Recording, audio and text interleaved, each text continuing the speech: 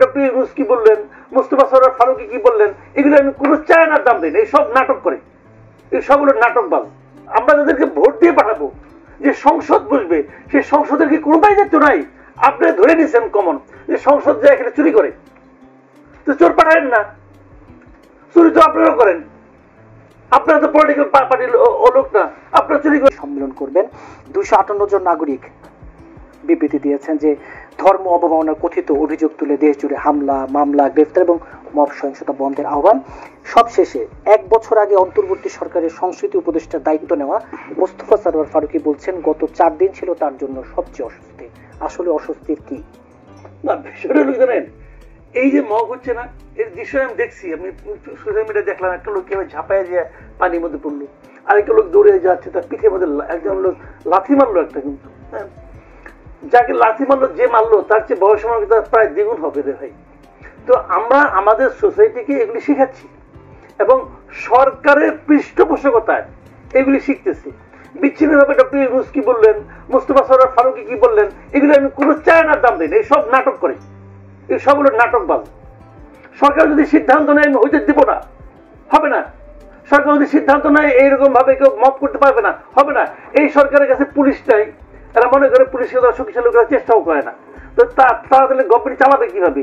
মানুষের মধ্যে আতঙ্কটা তৈরি করবে কিভাবে? মদ দিয়ে করে, মদ লাগাই দেয়, করো এটা।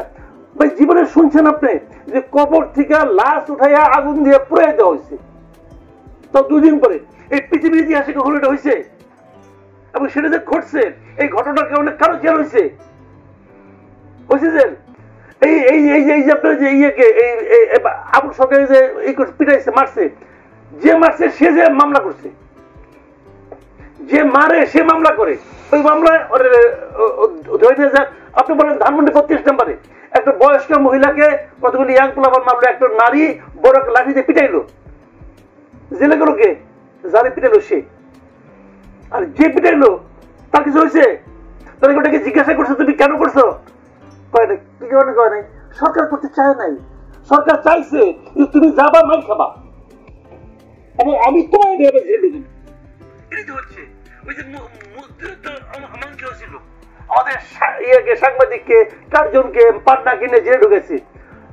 পান্না কিনে একটা শব্দ উচ্চারণ করছে, ওখানে দর্শক হিসেবে গেছে। যারা তাদেরকে মত করলো তারা হয়ে গেল নিষ্পাপ, আর যাদেরকে নিরাপত্তা কথা বলে নিয়ে গেল তাদের পাঠিয়ে দিল জেলে। এগুলি কি এমনি এমনি হচ্ছে? সরকার চাচ্ছে বলে হচ্ছে, পরে মিষ্টি মিষ্টি আলাপ করে। ভাই এই দিন না, বললাম তো একটা কথা, ওটা হাসিনা আমলে বলছিলাম যে এই দিন না, এখনো বলতেছি এই দিন না। দিন খুব শিগগিরই দেখবেন চেঞ্জ হয়ে গেছে।